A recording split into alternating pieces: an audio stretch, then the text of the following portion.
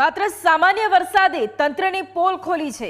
શહેરમાં વરસાદના વિરામ બાદ ઠેર ઠેર પાણી ભરાઈ ગયા છે। પશ્ચિમ વિસ્તારમાં રોડ પર પાણી ભરાઈ ગયા છે। શિવરંજની, નહેરુનગર અને સીએન વિદ્યાલય સર્કલ આંબાવાડી રોડ પાસે પણ પાણી ભરાઈ ગયા છે। નહેરુનગરથી સીએન વિદ્યાલય રોડ પાણી ભરાવાથી વાહન ચાલકોને ભારે હાલાકી પડી રહી છે। રોડ પર પાણી ભરાઈ જતા ટ્રાફિક જામના દ્રશ્યો પણ સર્જાયા છે। એએમસીના કર્મચારી પાણીના નિકાલ માટે સતત પ્રયાસો પણ કરી રહ્યા છે। લાંબા વિરામ બાદ ફરી એક વખત ચોમાસું જામ્યું છે। અમદાવાદમાં ભારે ઉકળાટ બાદ ધમાકેદાર વરસાદ છે તે વરસ્યો છે। વહેલી સવારે આ વરસાદ વરસ્યા બાદ હાલ અમદાવાદ શહેરમાં વરસાદે વિરામ લીધો છે, પરંતુ શહેરના અનેક એવા વિસ્તારોમાં પાણી જે છે તે ભરાઈ ગયા છે। શહેરના પશ્ચિમ વિસ્તારમાં શિવરંજનીથી લઈ અને નહેરુનગર સાથે જ આ સીએન વિદ્યાલય ચાર રસ્તા છે કે જ્યાં આગળ પાણી જે છે ભરાઈ ગયા છે, જેના કારણે વાહન ચાલકોને ભારે હાલાકીનો સામનો છે તે કરવો પડી રહ્યો છે।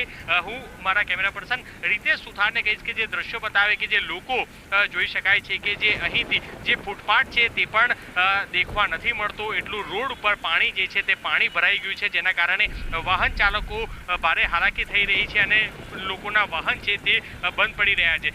શહેરમાં સામાન્ય વરસાદ વરસે ત્યારે પણ આ સ્થિતિ છે તે જોવા મળતી હોય છે।